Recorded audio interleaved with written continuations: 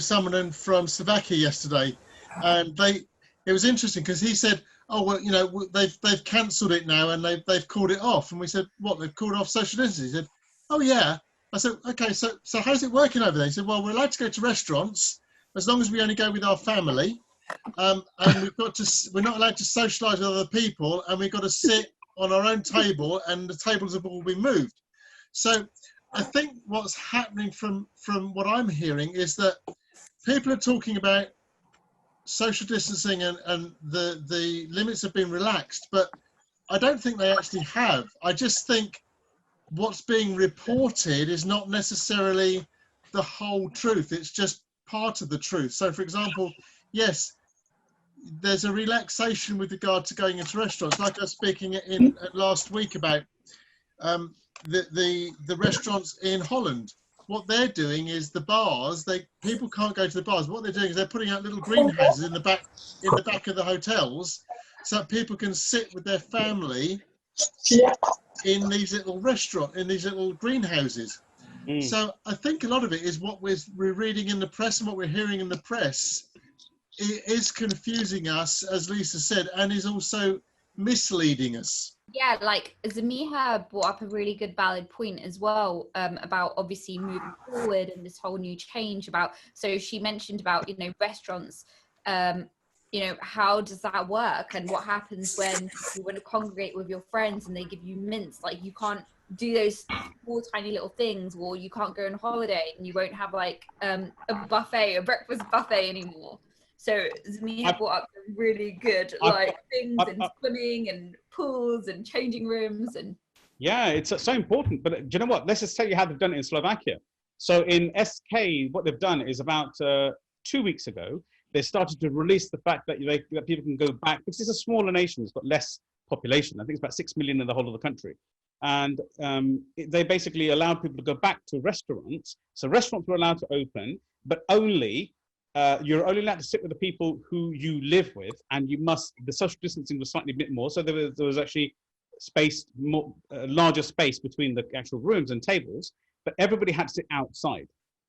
And they had to sit with people that they were already living with, that kind of thing.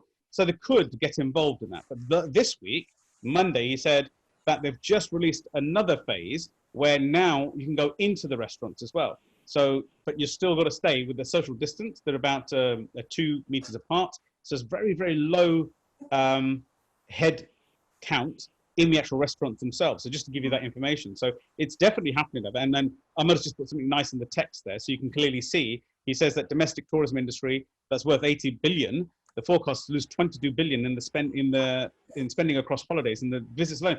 I truly believe that, and I think that's an underestimate there, Ahmad. I believe it's going to be higher than that. I think you're absolutely spot on there, but I think it's going to be higher than that. The other thing I was going to suggest you're going to see is that you remember is that I believe the flow is going to be a bit like a boomerang. What we're going to have is we're going to have, for example, everything coming down. That's the economy and also reinfection ratio. And then what's going to happen is that they're going to see the reinfection ratio low and the economy low. So they're going to allow it to stimulate the economy. So then everything goes back up. The economy starts to lift up a little bit.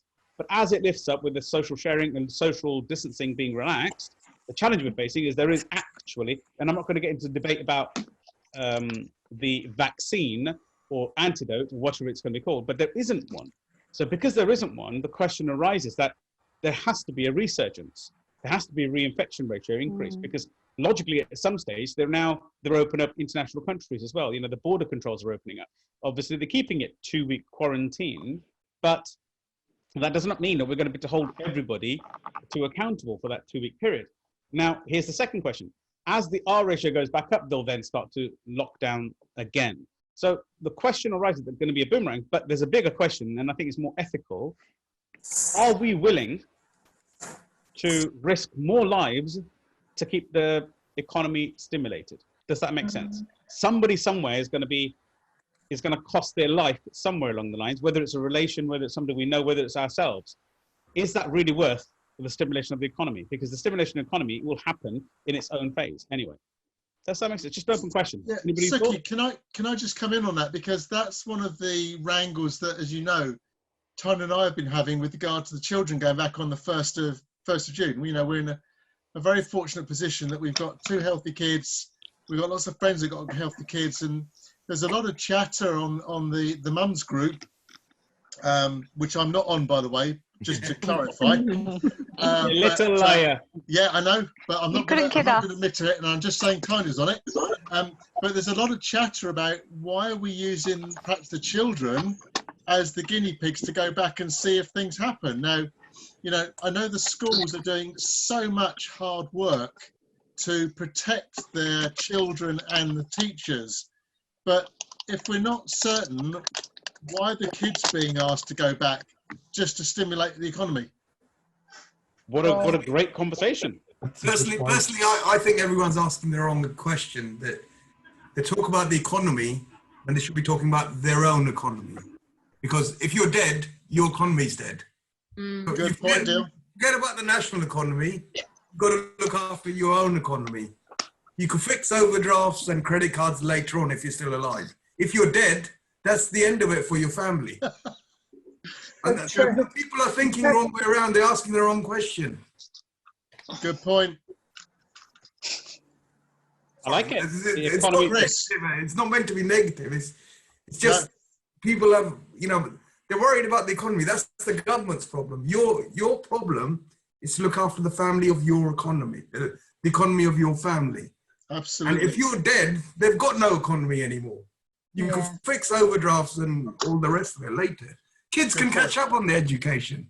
Now you're exactly the same thing. Conversation there. That's what I'm saying. Was it worth is it worth the risk of stimulating the economy over lives? And I don't believe that's possible. I don't think it's the right thing either. Danny, what's your view, man? Chris, you wanted to say something. Yes. Chris and then Danny. Yeah, I mean, the chances are, what is the chances that we actually get a vaccine? Because when you think of all the diseases in the past and all the viruses like AIDS, flu, the common cold, we still don't have cures for those. So what makes us think that we actually get a cure for this virus? You know, it might be something that's always with us. Yeah, I think there's a view there that basically this has to get given more conscious focus. I was speaking to a GP the other day, and they said that they're going to give this much more much more focus than the common flu and the cold, for example, because logically that it does take deaths, it does take people out, but it's a very small sector of of industry of community that happens. But with this, it's opposed to everybody, isn't it? They've also found that there is no direct correlation to being young, aka the immune system being better. There's no correlation for it to be easier. Does that make sense? You're still as equal. I mean, recently call on two brothers. Sorry, I was just reading up something earlier today, I think it was, and they were talking about the T cell in the immune system. So they're finding, apparently a study that has found that the people that have had severe symptoms have this one thing in common, which is the T cells were low, and that's to do with the immunity. So they're saying, obviously they don't have any solution at the moment in terms of treatment, but they're trying to, you know, the doctors are trying to do their best to help the patients. But if they can actually increase this T cell within the patient, then it will help them to fight off the virus.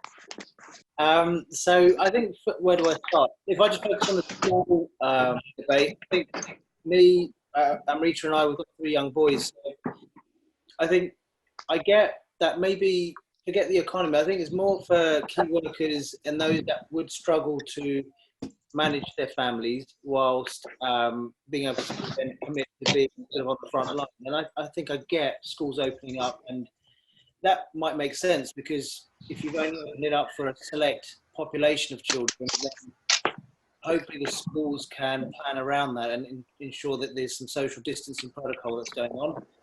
But in terms of wider population, we have kind of progressed. There's a lot of home workers who are able to work remotely from home, and they've adjusted now. I think there's enough weeks have passed that we've molded our routines around our children as well to some extent, and workforce, the actual employers as well have been a little bit more accommodating and mindful that we have had, you know, other commitments to juggle. So they've been very forgiving when it comes to meetings and productivity to some extent, or just being flexible with when to expect deliverables and what have you. So I think there's not really much of a, I think there shouldn't be too much of a push to get schools open, and not necessarily to the wider population. And I get there is a benefit for the key workers and having them out there on the front line without having to worry so much about sort of juggling home life at the same time. Agreed. I think personally, I mentioned it, I think, earlier, that I don't think I'll be sending my children back till September, irrelevant of anything else. And even then, only if we can clearly see that there is an actual, some kind of a control over the virus, etc. My thinking is, I try to go one level deeper than what everyone is thinking about on the surface. So you're bringing up the young people being affected, but no one ever asks, like, why were those specific young people affected? And it's like this, I'll give you an analogy. It was where marathon runners have heart attacks. So, and footballers fall down with heart attacks. So sometimes it can be genetic, or it can be pure just stress that their bodies are, the immune systems are just down. And it can be for so many different reasons. And we don't have, or not given enough information to each case why that person died of COVID. What we get instead is, oh, this young person's died of COVID. Oh my God, it's going to affect young people as well. But no one really asked the question. Like, so really early on, they were saying that pregnant women and children are not as affected. And one of the reasons could be that they have extra melatonin circulating in their bodies, which is also an anti-oxidant. It's a really powerful anti-inflammatory. So there's people, and men are actually dying more of it than women, and Asians and people with pigmented skin are being more affected. So there's so many different variables, but when it's the odd young person and the odd sort of person, no one's really asking, okay, why was that person affected? So and that happens in research and studies as well. You know, good call. It's a nice way of seeing it. So always to see another perspective of the world, isn't it? The Korzybski's logic of the map is not the territory. Raj, you had something to say. Thank you. I personally go from vaccines. I mean, I remember I used to take the flu jab a long time ago. Yes. Right? And I used to be constantly ill. But for the last, I guess, 15 years, I've not been taking the vaccine. I've actually found a vast improvement just in changing my diet and my health and the immune system. And when you think about it, well, Bill Gates is a typical case. I think a few years ago, he literally said that something like this was about to happen. It's amazing at how much control they have. So, are we going to go into conspiracy here? There we are. Yeah, no. Everyone's getting excited. My thought on the question you were asking on the concern is that it's a mutating disease, and I can't see how they will find a cure for it, because it's like a chameleon. It adapts to whatever, right? So when they're talking about a vaccine, I can't see that in any foreseeable future. They tried something with a cold, and each time they give people the flu jab, a huge amount of them is still sick, and some of them get better. So and there's something about 23 different strains of flu and cold, and this COVID appears to be one of the same thing. So they're not going to find something so easily unless they put all of those strains together and then use that, and it may not even work. Wow. My take on it would be, we just need to take care of us, take care of number one, take care of our family, eat well, sleep well, exercise well, and work with the system as best as we can until we can find something that works. I like it. I had a meeting with my students this morning, and we talked about who's returning. Quite a few of them are staying away, and I think that's quite common now. And there's no kind of no one's going to be penalised for it, but it's just understanding where they're coming from with it. And there is a lot of anxiety about returning back to the place we all used to work in and teach in. And I think everyone's got used to this method of working through Teams, through Microsoft Teams and other devices, and actually running virtual lessons.